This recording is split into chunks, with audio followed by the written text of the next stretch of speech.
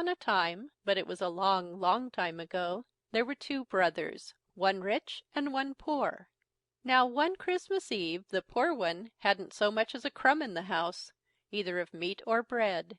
So he went to his brother to ask him for something to keep Christmas with, in God's name. It was not the first time his brother had been forced to help him, and you may fancy he wasn't very glad to see his face, but he said: "If you will do what I ask you to do, I'll give you a whole flitch of bacon." So the poor brother said he would do anything, and was full of thanks. "Well, here is the flitch," said the rich brother, "and now go straight to hell." "What I have given my word to do I must stick to," said the other. So he took the flitch and set off. He walked the whole day, and at dusk he came to a place where he saw a very bright light. "Maybe this is the place," the man said to himself. So he turned aside, and the first thing he saw was an old, old man, with a long white beard, who stood in an outhouse hewing wood for the Christmas fire. "Good even," said the man with the flitch. "The same to you. Whither are you going so late?" said the man. "Oh, I'm going to hell, if only I knew the right way," answered the poor man. "Well, you're not far wrong, for this is hell," said the old man. "When you get inside they will be all for buying your flitch, for meat is scarce in hell. But mind, you don't sell it unless you get the hand quern which stands behind the door for it. When you come out I'll teach you how to handle the quern, for it's good to grind almost anything." So the man with the flitch thanked the other for his good advice, and gave a great knock at the devil's door. When he got in, everything went just as the old man had said. All the devils, great and small, came swarming up to him like ants round an ant hill, and each tried to outbid the other for the flitch. "Well," said the man, "by rights my old dame and I ought to have this flitch for our Christmas dinner, but since you have all set your hearts on it, I suppose I must give it up to you. But if I sell it at all, I'll have it for that quern behind the door yonder." At first the devil wouldn't hear of such a bargain, and chaffered and haggled with the man, but he stuck to what he said, and at last the devil had to part with his quern. When the man got out into the yard, he asked the old woodcutter how he was to handle the quern, and after he had learned how to use it, he thanked the old man and went off home as fast as he could. But still the clock had struck 12 on Christmas Eve before he reached his own door. "Wherever in the world have you been?" said his old dame. "Here have I sat, hour after hour, waiting and watching, without so much as 2 sticks to lay together under the Christmas brose." "Oh," said the man, "I couldn't get back before, for I had to go a long way first for one thing and then for another. But now you shall see what you shall see." So he put the quern on the table, and bade it first of all grind lights, then a tablecloth, then meat, then ale, and so on till they had got everything that was nice for Christmas fare. He had only to speak the word, and the quern ground out what he wanted. The old dame stood by blessing her stars, and kept on asking where he had got this wonderful quern, but he wouldn't tell her. "It's all one where I got it from. You see the quern is a good one, and the mill stream never freezes. That's enough." So he ground meat and drink and dainties enough to last out till Twelfth Day, and on the 3rd day he asked all his friends and kin to his house, and gave a great feast. Now when his rich brother saw all that was on the table, and all that was behind in the larder, he grew quite spiteful and wild, for he couldn't bear that his brother should have anything. "'Twas only on Christmas Eve," he said to the rest, "he was in such straits that he came and asked for a morsel of food in God's name, and now he gives a feast as if he were a count or a king." And he turned to his brother and said: "But whence, in hell's name, have you got all this wealth?" "From behind the door," answered the owner of the quern, for he didn't care to let the cat out of the bag. But later on in the evening, when he had got a drop too much, he could keep his secret no longer, and brought out the quern and said: "There, you see what has gotten me all this wealth." And so he made the quern grind all kinds of things. When his brother saw it, he set his heart on having the quern, and after a deal of coaxing he got it. But he had to pay $300 for it, and his brother bargained to keep it till hay harvest, for he thought, "If I keep it till then, I can make it grind meat and drink that will last for years." So you may fancy the quern didn't grow rusty for want of work, and when hay harvest came the rich brother got it, but the other took care not to teach him how to handle it. It was evening when the rich brother got the quern home, and next morning he told his wife to go out into the hayfield and toss while the mowers cut the grass, and he would stay home and get the dinner ready.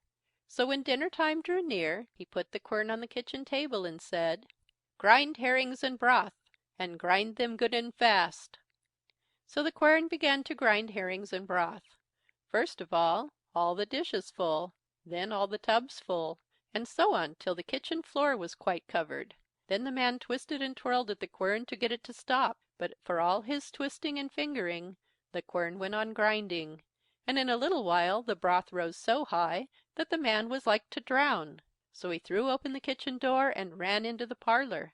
But it wasn't long before the quern had ground the parlour full too, and it was only at the risk of his life that the man could get hold of the latch of the house door through the stream of broth. When he got the door open, he ran out and set off down the road, with the stream of herrings and broth at his heels, roaring like a waterfall over the whole farm. Now his old dame, who was in the field tossing hay, thought it a long time to dinner, and at last she said, "Well, though the master doesn't call us home, we may as well go. Maybe he finds it hard work to boil the broth, and will be glad of my help."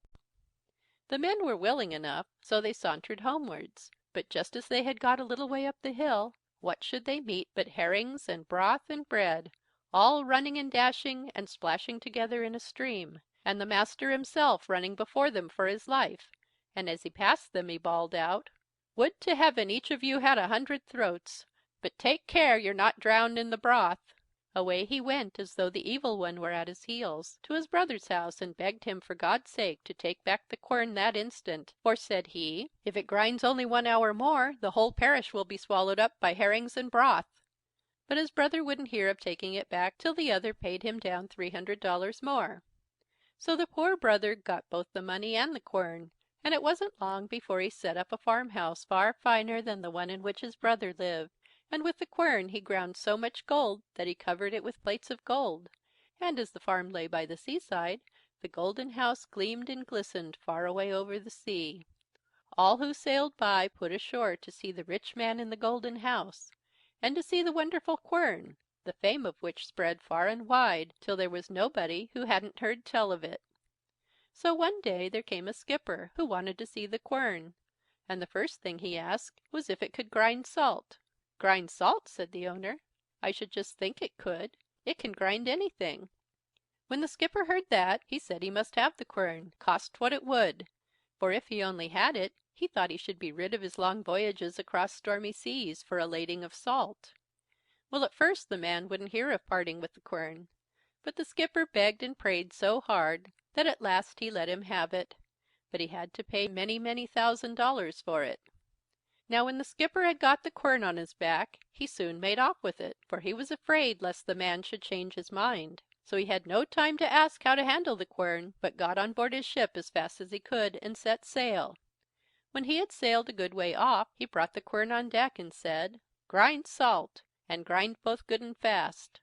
Well, the quern began to grind salt, so that it poured out like water, and when the skipper had got the ship full, he wished to stop the quern, but whichever way he turned it, and however much he tried, it was no good. The quern kept grinding on, and the heap of salt grew higher and higher, and at last down sank the ship. There lies the quern at the bottom of the sea, and grinds away at this very day, and that's why the sea is salt.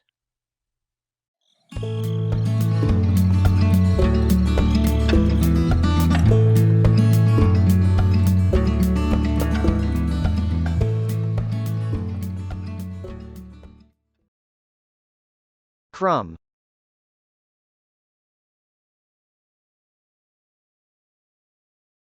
Crumb. Outhouse.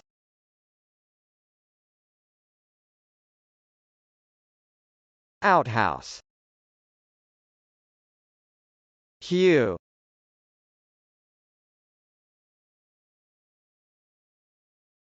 Hue. Wither.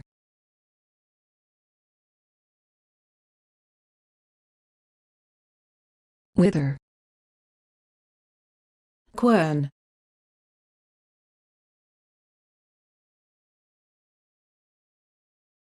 quern, grind,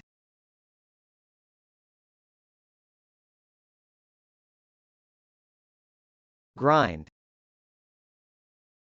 anthill,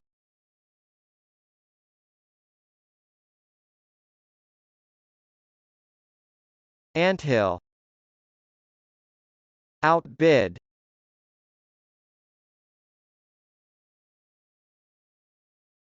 outbid, dame,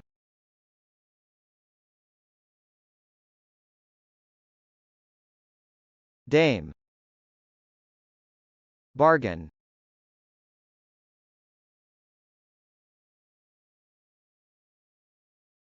bargain,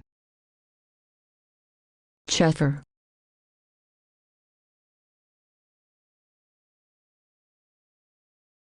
chaffer, ale,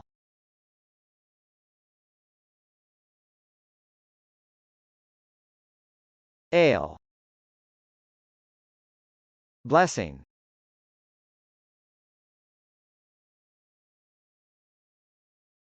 blessing,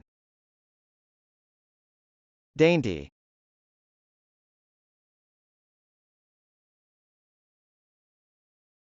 dainty, larder,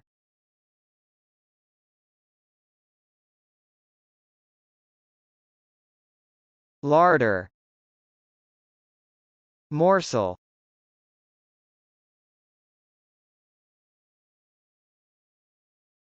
morsel, whence,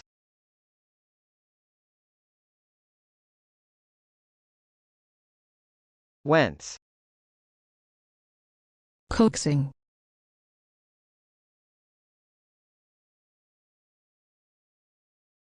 coaxing, herring,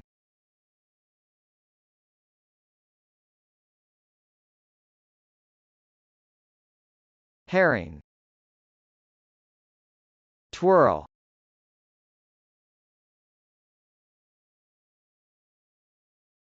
twirl,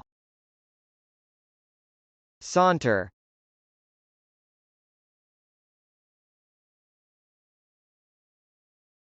saunter, ball,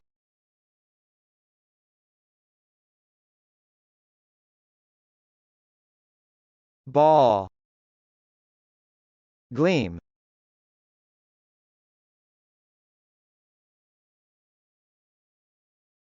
gleam, glisten,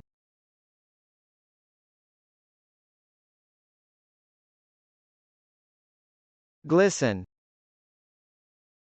ashore,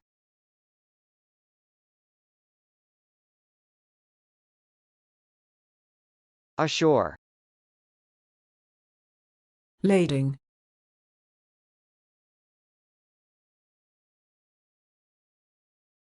lading,